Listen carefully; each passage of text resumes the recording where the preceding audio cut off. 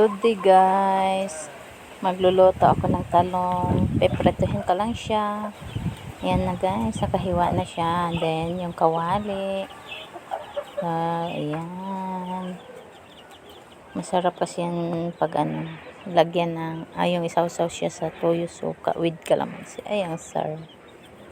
Yan ang luto ko yan guys. Kumakain yung mga anak ko niyan. Kaso lang pag magprito ako, ayoko nang ipalutang siya sa mantika. Dahil ang lakas yung sumipsip ng mantika. Yung ginagawa ko, ganyan lang. Unti-untiin ko lang yan hanggat malambot na yung nasa gilid. Siya lang namang ilagay ko sa mantika. Kaya ayan guys. Ganyan lang ang style ko. Yung iba kasi nakikita ko lumulutang sa mantika. Ay, nasunog na guys. Medyo naalingat ako dyan. Pero hindi pa yan as in sunog guys. Ano pa lang yan. Makakain pa lang yan. Na maalis kasi ako sa pag kung may kinuha lang. At medyo na-delay lang siya. Ayan. Medyo maitim lang. Hindi pa yan sunog. Ganun lang talaga yun. Balat lang yan. Ang naluluto na yung laman yan. Yan. Masarap. Request kasi yan ng aking iho. Naghalong daw. Kaya yan. Itong ulam namin. Ito guys. Yan. Sarap na. Diba? Simpleng loto lang. Ulam na.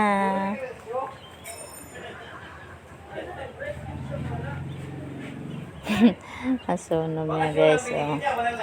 Nasunog na siya. Pero hindi pa siya guys. Makakain pa siya. Yan. Tatanggalin ko na siya. At nang makakain na. Sarap yan. Mabitamina. Yun. Maganda sa mga calcium, potassium ang talong.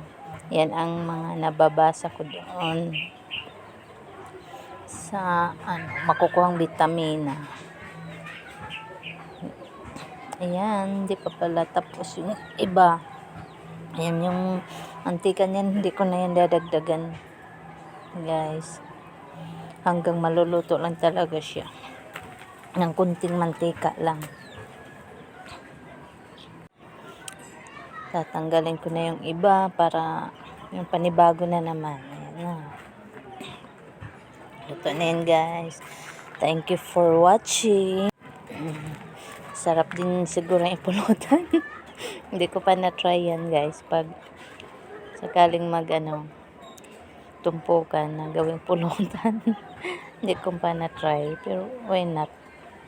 Vitamina naman yan. May mga makukuhang mga vitamins naman din. Ayan na. Ayan na. Kunti na lang ang mantika niyan guys. Ayoko na talang dagdagan yan. Hanggat maluluto lang siya sa kapirangkot na mantika. Ang misip-sip na nga eh. Ayan na. Tapos na. Thank you for watching. Kakain na.